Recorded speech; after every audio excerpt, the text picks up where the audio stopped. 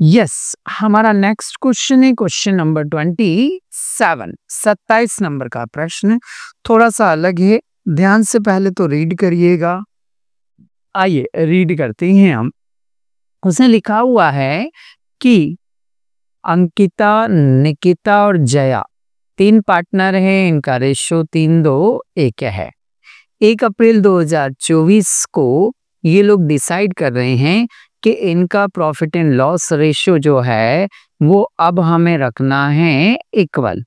क्या डिसाइड किया इन्होंने कि इनका प्रॉफिट एंड लॉस रेशो अब क्या रखना है, इक्वल रखना है। तो ये न्यू रेशो हो गया इक्वल। ठीक है, इस तारीख को credit balance of ₹1,50,000 profit and loss में, प्रॉफिट एंड लॉस में 1,50,000 रुपए क्रेडिट है, लिखा हुआ उसने क्रेडिट है। तो क्रेडिट है मतलब इसका ये प्रॉफिट हुआ, आपका क्रेडिट है इसका मतलब प्रॉफिट हुआ ये।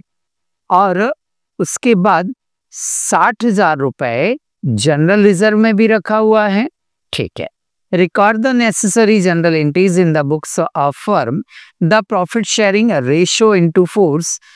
Partners decided to distribute the profit and general reserve before bringing the new ratio. अच्छा, वो ये बोल रहा है कि नए रेशो के पहले वाले रेशो में ही बांटना है।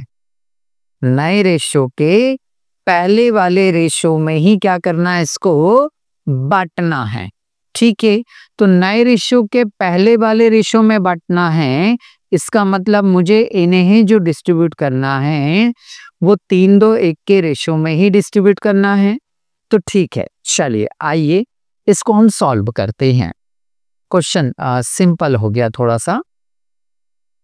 ये हमने लिखा सबसे पहले कि अंकिता, निकिता और जया का पुराना रेशो 3:2:1, 3:2:1 को प्लस करेंगे तो ये कितना हो गया 6। ये लिखा हमने डिवाइडेड बाय 6 लिख दिया।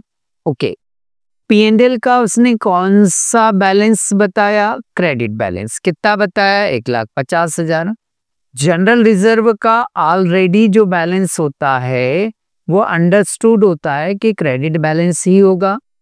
तो ये भी क्रेडिट है और ये भी क्या है, क्रेडिट।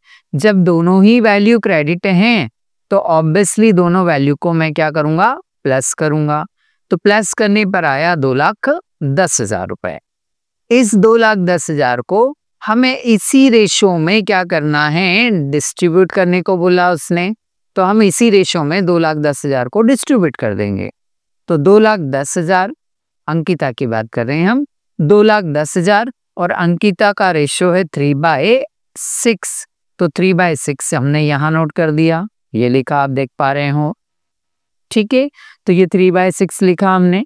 ओके, निकिता का रेशियो क्या है, बोले सर 2/6। तो ये जो 2/6 है वो हम यहाँ नोट कर देंगे 2/6। ठीक है, ओके।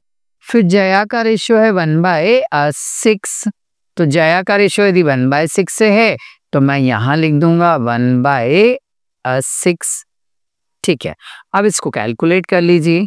कैलकुलेट कैसे करेंगे भाई, पहले तो एक काम करते हैं, हम 6 से डिवाइड कर लेते हैं।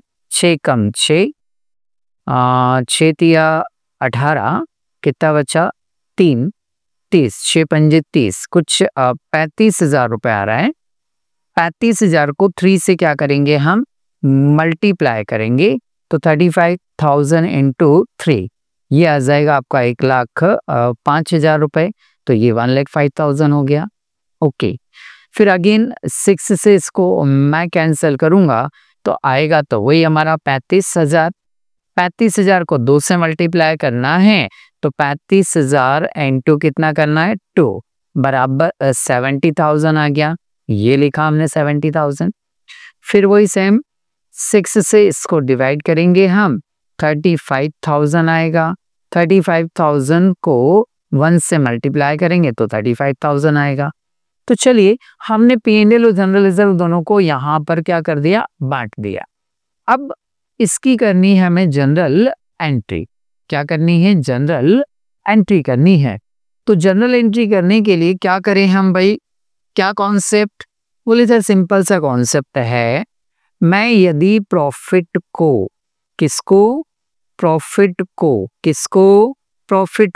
जो कि क्रेडिट था, यदि पार्टनर्स में बांट रहा हूं तो ये प्रॉफिट खत्म हो जाएगा। इस प्रॉफिट का अकाउंट जो है वो क्या हो जाएगा? क्लोज हो जाएगा। इस प्रॉफिट का अकाउंट क्या हो जाएगा? क्लोज। तो क्लोज कैसे होगा? ये क्रेडिट पड़ा हुआ है, यहाँ पर क्या पड़ा हुआ है? क्रेडिट पड़ा हुआ है 1,50,000 रुपए से। तो मैं इसी क्रेडिट से उठाकर क्या कर दूंगा? डेबिट कर दूंगा। इसे क्रेडिट से उठाकर क्या कर दूंगा? डेबिट कर दूंगा। तो इसका अकाउंट अपने आप क्या हो जाएगा? क्लोज हो जाएगा। क्लोज हो जाएगा मतलब जीरो हो जाएगा। ओके, मतलब मुझे यदि प्रॉफिट पार्टनर्स में बांटना है तो वो क्रेडिट था, तो जब मैं बांटूंगा तो वो क्या हो जाएगा? डेबिट हो जाएगा। इसलिए हमने यहाँ लिखा profit in loss account debit 1,50,000। इसी प्रकार से जनरल रिजर्व जो है वो जनरल रिजर्व भी क्रेडिट में है। हाँ सर क्रेडिट में है, आपने लिखा था, तो उसे भी हम क्या करेंगे? डेबिट करेंगे 60,000 से। और ये दोनों अमाउंट को जोड़कर हम क्या कर रहे हैं? पार्टनर को बांट रहे हैं। दोनों अमाउंट को ऐड करके हम किसको बांट रहे हैं? पार्टनर को बांट रहे हैं। तो जब ये अमाउंट हम पार्टनर को देंगे, क्या करेंगे? देंगे, तो उनकी कैपिटल क्या होगी? इंक्रीज। और जब भी कैपिटल इंक्रीज होती है, इंक्रीज होती है, तो जब भी कैपिटल इंक्रीज होती है, कैपिटल इंक्रीज होने का मतलब मेरी लायबिलिटीज क्या हो रही है? इंक्रीज। और जब भी लायबिलिटीज इंक्रीज होती है तो मैं उसे हमेशा क्या करता हूं? क्रेडिट करता हूं। इसलिए हमने लिखा to Ankita's capital account 1,05,000, to Nikita's capital account 70,000 और to Jaya's capital account 35,000। Narration आ जाएगी। Being profit and general reserve distributed among partner के बीच में हमने प्रॉफिट और जनरल रिजर्व को क्या कर दिया?